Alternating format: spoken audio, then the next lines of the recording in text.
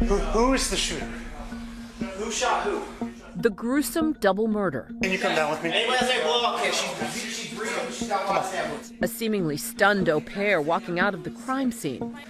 We're getting the ambulance here now. Okay. Telling police an intruder had come in with a knife and stabbed the homeowner's wife as her husband tried to save her. He started stabbing her. I think Brendan shot him, and he asked me help to shot him too because...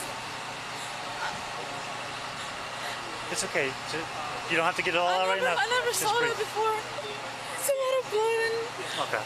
Now, stunning details of a brazen affair and an elaborate murder scheme playing out in a Virginia courtroom as the husband, Brendan Banfield, stands trial for multiple counts of aggravated murder. While you were working for the Banfield family, did your relationship with the defendant change? Yes.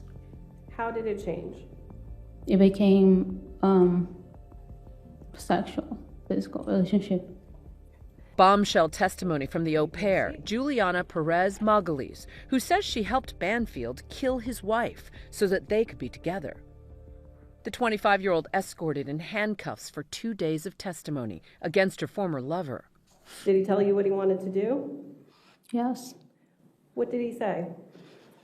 He mentioned his plan to get rid of her. Margulies took a plea deal for manslaughter charges, becoming the prosecution's star witness. He got on top of her, and that's when I first saw him stab her with a knife.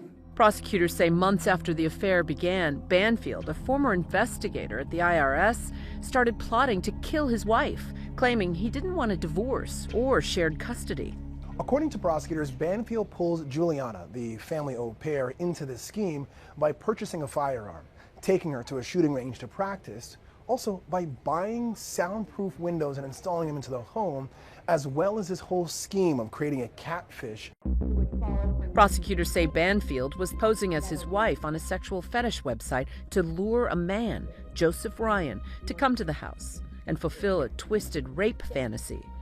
Brendan created a FetLife account. If you're not familiar with it, it's a social networking app for people interested in fetishes, sexual kink. He posted as Christine. Joe was to bring a knife, zip ties, chains. And most importantly, he was not to stop. Even if she looked terrified, even if she was calling for help, he was to follow through because that's what she really wanted. Once he arrived, Banfield allegedly shot him in the head before stabbing his wife to death. Where on her body was he stabbing her? Her neck. A few times I looked, and I was able to see him stabbing her. On cross-examination, Banfield's defense trying to poke holes in the au pair's credibility. I mean, with all due respect, you don't remember a lot of details. Yeah. And that's what's really concerning about this. Well, if you were in my shoes, you don't remember either. You know, your brain has a way to, a defense mechanism it's called, okay. And it protects you from losing your mind, losing yourself. The defense's strategy is to make her look like an unreliable witness in any way. Either that she doesn't know the details of the actual alleged crimes. I do not recall if it was me or him. Or that her recollection seems to be all over the place. Just because I remembered something at the time where we had the interview, it doesn't mean I'm remembering the same things right now. Suggesting that she's making up the story, not telling a factual story. The defense questioning her for hours about whether she wrote some of the incriminating messages to lure Joseph Ryan to the house.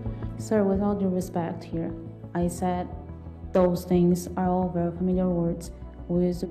I might say it's me, or I might say it's Brennan, and if I'm not sure, what am I doing? I'm guessing, and I'm not doing this. So you're not going to answer my questions about specific pieces of evidence that I'm showing you? Objection, asked and answered. Objection, argumentative. I think she says she's not going to do this. The defense then questioning Margulies about letters she wrote to Banfield's mother from prison before taking the plea deal, professing her love for him and seeming to take accountability for the murders. I would give my life for his, and I would never do anything to hurt him or against him. Whatever they're saying, whatever they want to believe, I don't care. I would take the blame for both of us. Then in messages after the plea deal, telling her mother she was in negotiations with Netflix. So they're thinking about $10,000 helps and it's good, but I want to negotiate. I want more than this because if I sign the contract, I end up losing other opportunities to make more money. We have to think, I know I can make even more than $25,000. I think your last words were, "We do deserve something." Is Yes. that right? You were charged with murder because you shot someone. Am I wrong? No, you're not. And so why would you deserve something because of that? Not because of that. I'm saying for after, when this is over, for me and my family. And again, for everything we've been through. What she'd been through was the story that captured the nation's attention in 2023. There are no words to describe the horror, the sadness. Who is the shooter? Who shot who? A double murder in an affluent Virginia suburb just 15 miles outside of D.C.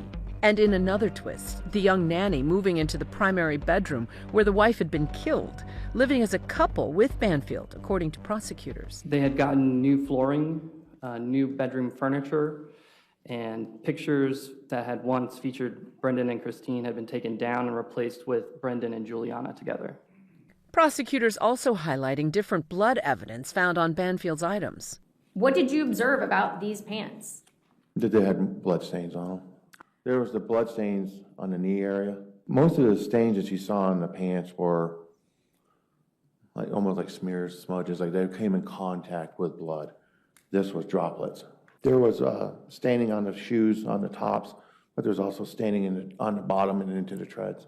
When they look at the droplets found on Brendan's pants, they say that shows he must have been in close proximity to Christine, his wife, when she was brutally stabbed. That doesn't align with his story that Joseph Ryan committed this brutal stabbing and not him.